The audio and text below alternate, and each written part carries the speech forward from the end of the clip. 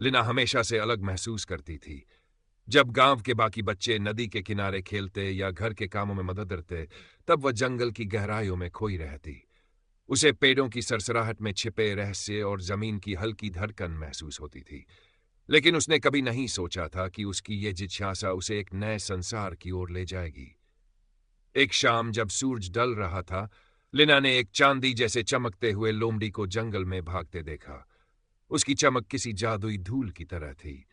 लिना उसके पीछे पीछे चल दी और जल्द ही एक प्राचीन ओक वृक्ष के पास पहुंची, जिसकी जड़ें एक द्वार की तरह खुली हुई थी। उस दरार से सुनहरी रोशनी झांक रही थी।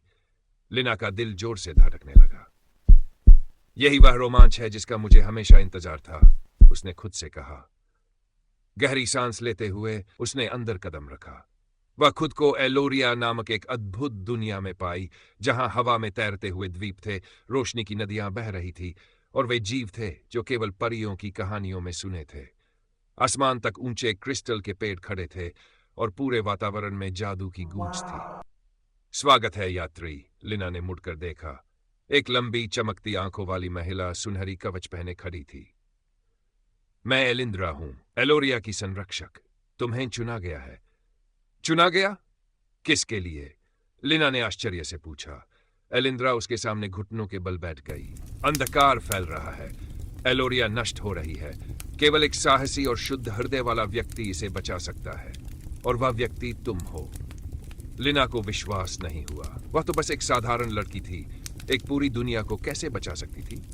लेकिन फिर उसे याद आया कि उसने हमेशा खुद को अलग महसूस किया था, मानो वह किसी महान कार्य के लिए बनी हो।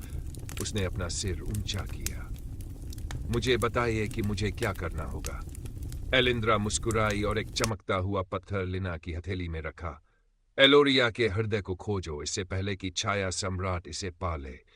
यह गूंज की गुफाओं में छिपा है, तुम्हें असफल नहीं होना चाहिए।